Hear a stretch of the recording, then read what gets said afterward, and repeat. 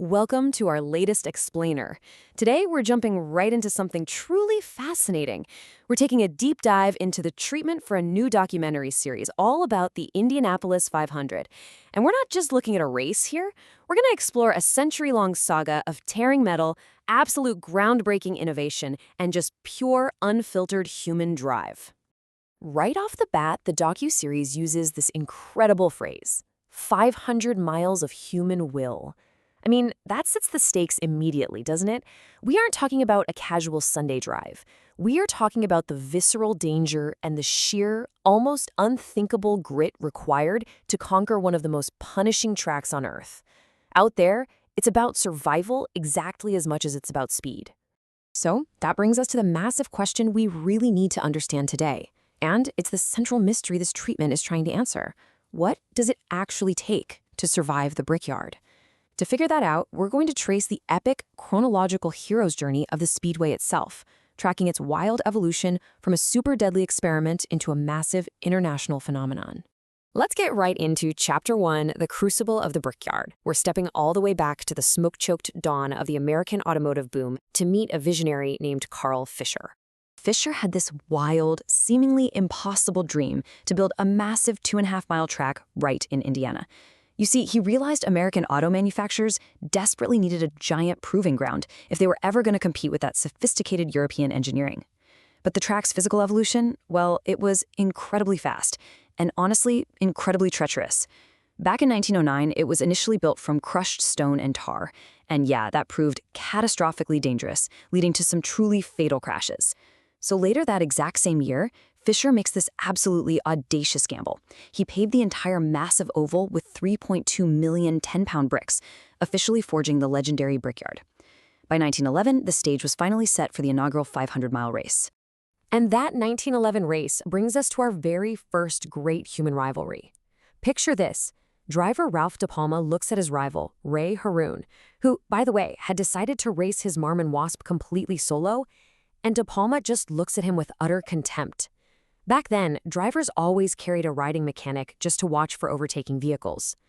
De Palma literally tells him, "You're a dead man out here alone, Ray. Who's going to spot the cars coming up on your blind quarters?" He genuinely thought Haroon was going to trigger a massacre out there on the track. But Haroon's strategic genius was just unmatched. His counter? He tells De Palma, "I don't need a mechanic to yell in my ear, Ralph. I can see you coming right through here." He was pointing to a crude rectangular dressing table mirror bolted right above his steering column. Get this. To systematically minimize weight and race alone, Haroon effectively invented the rearview mirror right there on the starting grid. A feature you and I use in our daily commutes today was born just to win this race. Okay, moving right along to Chapter 2, Near Extinction and Rescue. As we push into the 1920s and 30s, the race really evolved into a highly sophisticated chess match played at just unbelievable speeds. This era was dominated by master builders, guys like Harry Miller and Fred Duesenberg, and it was absolutely pivotal for consumer car tech. For instance, in 1922, Jimmy Murphy becomes the first driver to win using hydraulic brakes. Then, during the Great Depression in the 1930s, the junk formula rules kicked in. These artificially restricted pure racing engines to encourage stock consumer designs, which basically turned the track into a beacon of heroism for a really struggling nation. But then, 1941 to 1945, the track falls into its darkest hour, the abandonment era. The devastation was total. Before the war, this place was all about roaring crowds and elite technological escapism. But following Pearl Harbor, the U.S. government banned racing entirely to save rubber and fuel. The speedway was literally padlocked. Just imagine this massive, legendary facility completely reclaimed by nature. We're talking waist-high weeds, rotting wooden grandstands, and those iconic bricks cracking under the harsh Indiana winters. It was literally on the verge of being sold off to real estate developers and bulldozed. So how did it survive? It all came down to a desperate pitch in late 1945. Three-time Indy winner Wilbur Shaw tracks down a wealthy businessman named Tony Holman with this incredibly powerful plea. He says, "You aren't buying a racetrack, you're saving an American monument." Shaw passionately argued that all the advancements keeping everyday American families safe on the highways were paid for in sweat and blood at the Brickyard. And you know what? It worked. Holman bought it, and he completely restored the ruined facility. which perfectly sets up Chapter 3, the rear engine revolution. That rescue paved the way for our next great leap, triggering a brutal civil war on the asphalt between these heavy American front-engine roadsters and the new lightweight European rear-engine invaders. Now, bear with me because the actual science behind this shift is a literal mathematical plot twist. It revolves around something called the polar moment of inertia. Basically, that's a measure of a vehicle's resistance to rotational acceleration.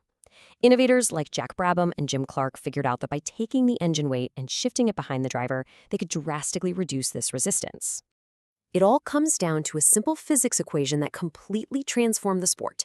The kinetic energy of rotation, which is E sub k equals 1/2 I omega squared.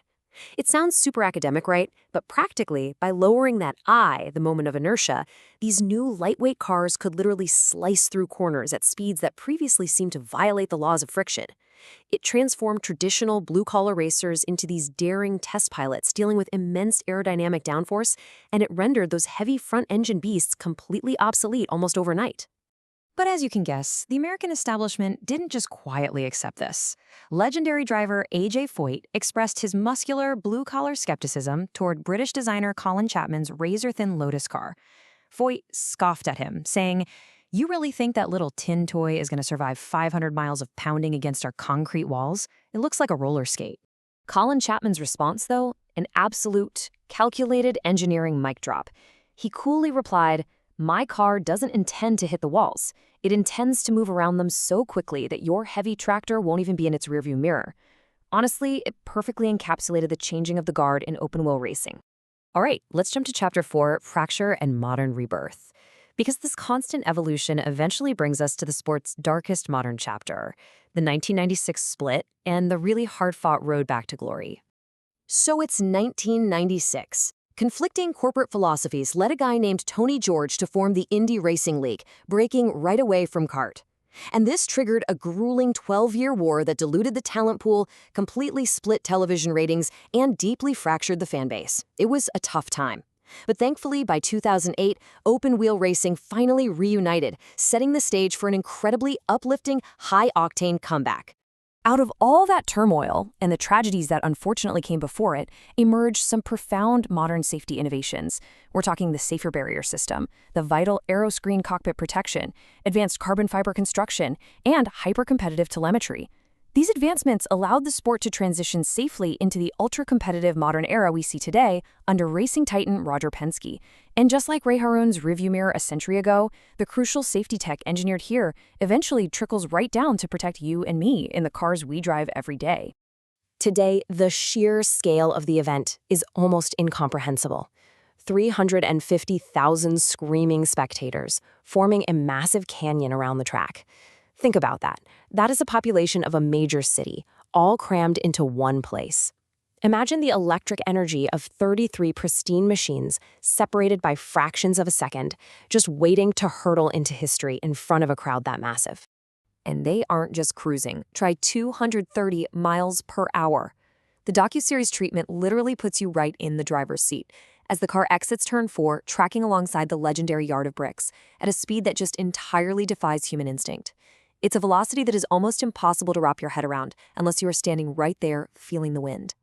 Which leaves us with one final, deeply provocative thought. How much of your fear are you willing to leave behind to join the ranks of the immortal? I think it perfectly closes the loop on a century of human will and engineering brilliance. The technology has evolved from iron and brick to carbon fiber and data telemetry, sure, but that eternal desire to go faster than anyone else on Earth, that remains completely unchanged.